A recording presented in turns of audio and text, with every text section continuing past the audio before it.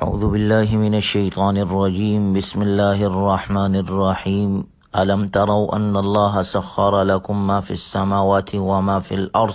سورہ لقمان کا تیسرا رکوع ہے۔ اللہ تبارک و تعالی کا ارشاد مبارک ہے، کیا تم نے نہیں دیکھا کہ بلا شبہ اللہ نے تمہارے لیے وہ سب کچھ مسخر فرما لیا جو آسمانوں میں ہے اور جو کچھ زمین میں ہے۔ مطلب یہ ہے کہ جو چیزیں اللہ تعالیٰ نے آسمانوں میں اور زمین میں پیدا فرمائی انہیں تمہارے کام میں لگا دیا۔ ان میں سے بعض چیزیں تو وہ ہیں جو انسان کے حکم کے تابع ہیں، اور جو تابع نہیں ہے وہ بھی بالواسطہ یا بلا واسطہ انسان کے لیے فائدہ مند ہے۔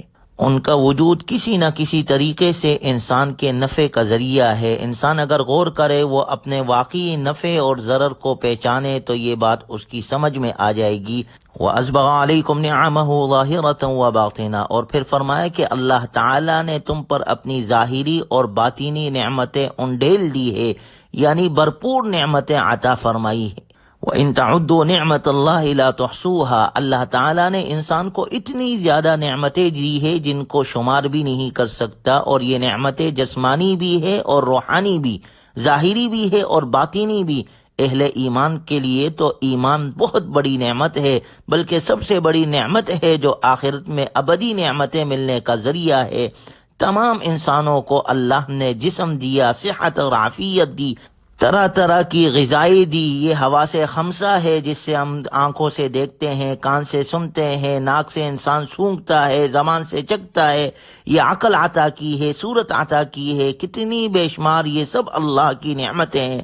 ان سب نعمتوں کا تقاضا یہ ہے کہ جس رب ذوالجلال نے یہ نعمتیں ہمیں عطا کی ہے ہم اسی کی عبادت کریں۔ لیکن بعض لوگ توحید کے بارے میں جھگڑتے ہیں اور اللہ کے ساتھ اوروں کو شریک ٹھہراتے ہیں، جبکہ انہی لوگوں سے پوچھا جائے لَإِن سَأَلْتَهُم مَّنْ خَلَقَ السَّمَاوَاتِ وَالْأَرْضَ لَيَقُولُنَّ اللَّهُ، آپ ان لوگوں سے سوال کریں کہ آسمانوں کو اور زمین کو کس نے پیدا کیا، تو وہ ضرور بالضرور یہ جواب دیں گے اللہ نے پیدا فرمایا۔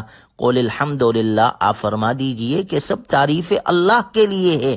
بل اکثرهم لا يعلمون، بلکہ ان میں اکثر لوگ نہیں جانتے۔ للہ ما فی السماوات والارض، اور اللہ ہی کے لیے ہے جو کچھ آسمانوں میں ہے اور زمین میں ہے۔ ان اللہ هو الغنی الحمید، بلا شبہ وہ بے نیاز ہے، سب خوبیوں والا ہے۔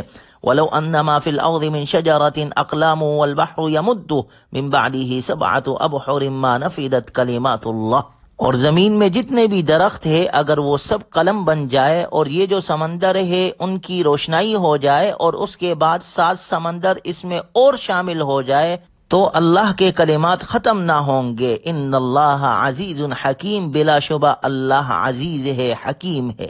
الم تر ان اللہ یولج اللیل فی النہار ویولج النہار فی اللیل وسخر الشمس والقمر، اے انسان کیا تو اس کو نہیں دیکھتا کہ اللہ تعالی رات کو دن میں اور دن کو رات میں داخل فرماتا ہے؟ یہ سب نظروں کے سامنے ہے اور اس کے علاوہ کسی کو بھی اس تصرف پر قدرت نہیں ہے، اور اسی نے چاند اور سورج کو مسخر کیا ہے جو اپنے ایک وقت کے نظام کے اعتبار سے چل رہے ہیں۔ گویا اس میں اللہ کی قدرت کی کتنی نشانیاں ہیں۔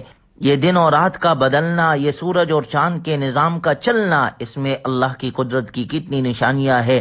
اگلی آیت مبارکہ میں اللہ کا ارشاد ہے الم تر ان الفلک تجری فی البحر بنعمت اللہ لیریکم من آیاتہ، اے مخاطب کیا تو نے نہیں دیکھا، بلا شبہ کشتی اللہ کی نعمت کے ساتھ سمندر میں چلتی ہے تاکہ وہ تمہیں اپنے نشانیوں میں سے دکھلائے۔ یعنی غور کیا جائے سمندر کے اندر کشتی کا چلنا، اسی طرح ان بڑے بڑے جہازوں کا چلنا کتنی اللہ کی بڑی نعمت ہے، کیونکہ دنیا کے اندر ایک ملک کے دوسرے ملک کے ساتھ تجارتی تعلقات یا جتنا بھی سامان ایک ملک سے دوسرے ملک کی طرف آتا یا جاتا ہے سب سمندری راستے سے اور انہی جہازوں اور کشتیوں کے ذریعے سے، گویا ساری تجارت کا دار و مدار اس پر ہے۔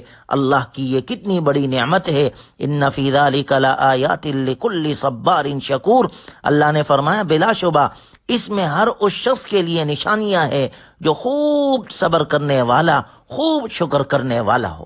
یا ایھا الناس اتقوا ربکم واخشوا یوما لا یجزی والد عن ولده ولا مولود هو جاز عن والده شیئا، اے لوگو اپنے رب کی ناراضگی سے بچو اور ڈرو اس دن سے جب کوئی باپ اپنے بیٹے کے کام نہیں آئے گا اور نہ کسی بیٹے کی یہ مجال ہوگی کہ وہ اپنے باپ کے ذرا بھی کام آ جائے۔ یقین جانو ان وعد اللہ حق، اللہ کا وعدہ سچا ہے۔ فلا تغرنکم الحیات الدنیا ولا یغرنکم باللہ الغرور، اللہ کا وعدہ سچا ہے، اس لیے ایسا ہرگز نہ ہونے پائے کہ یہ دنیاوی زندگی تمہیں دھوکے میں ڈال دے، اور ایسا ہرگز نہ ہونے پائے کہ وہ شیطان تمہیں اللہ کے معاملے میں دھوکے میں ڈال دے، جو سب سے بڑا دھوکے باز ہے۔ یعنی دنیاوی زندگی کے دھوکے میں نہ آ جانا، اصل زندگی تو آخرت کی زندگی ہے۔ اس دنیاوی زندگی سے فائدہ اٹھا کر اپنی آخرت کی زندگی کو اچھا بناؤ، اور دوسرے نمبر پر شیطان جو سب سے بڑا دھوکے باز ہے، اس کے دھوکے میں نہ آ جانا کہ وہ انسان کو امیدیں دلاتا ہے کہ جی ابھی توبہ کر لوں گا، کل سے نماز شروع کر دوں گا، اس کے دھوکے میں نہ آؤ۔ ان دو چیزوں کے دھوکے سے اپنے آپ کو بچاؤ۔ اور سورہ لقمان کی آخری آیت میں اللہ تبارک و تعالی نے 5 چیزوں سے متعلق ذکر کیا ہے۔ صحیح مسلم میں ہے کہ حضرت جبرائیل علیہ الصلاۃ والسلام نے رسول اللہ صلی اللہ علیہ وسلم سے دریافت کیا کہ قیامت کب آئے گی۔ آپ علیہ الصلاۃ والسلام نے فرمایا، پوچھنے والا اور جس سے پوچھا گیا ہے اس بارے میں دونوں برابر ہے، اور ساتھ ہی آپ نے یہ فرمایا، فی خمس لا یعلمہن الا اللہ، یہ ان 5 چیزوں میں سے ہے جنہیں اللہ تعالیٰ کے سوا کوئی نہیں جانتا۔ اس کے بعد آپ صلی اللہ علیہ وسلم نے سورہ لقمان کی یہ آخری آیت تلاوت فرمائی، ان اللہ عندہ علم الساعہ وینزل الغیث ویعلم ما فی الارحام وما تدری نفس ماذا تکسب غدا وما تدری نفس بأی ارض تموت ان اللہ علیم خبیر۔ ان 5 چیزوں کا علم اللہ کے پاس ہے۔ نمبر 1، قیامت کب آئے گی اللہ کو پتہ۔ نمبر 2، بارش کہاں اور کتنی برسے گی یہ اللہ کے علم میں ہے۔ نمبر 3، رحم مادر میں بچہ کن اوصاف کا حامل ہے، اور یہ زندہ پیدا ہوگا یا مردہ، پھر بچپن میں یا جوانی میں یا بڑھاپے میں اس کو موت آئے گی، یہ سب علم اللہ کے پاس ہے۔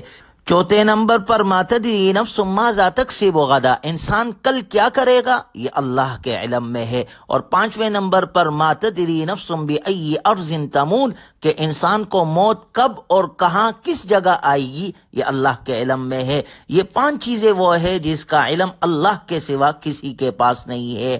ان اللہ علیم خبیر، بے شک اللہ ہر چیز کا مکمل علم رکھنے والا، ہر بات سے پوری طرح باخبر ہے۔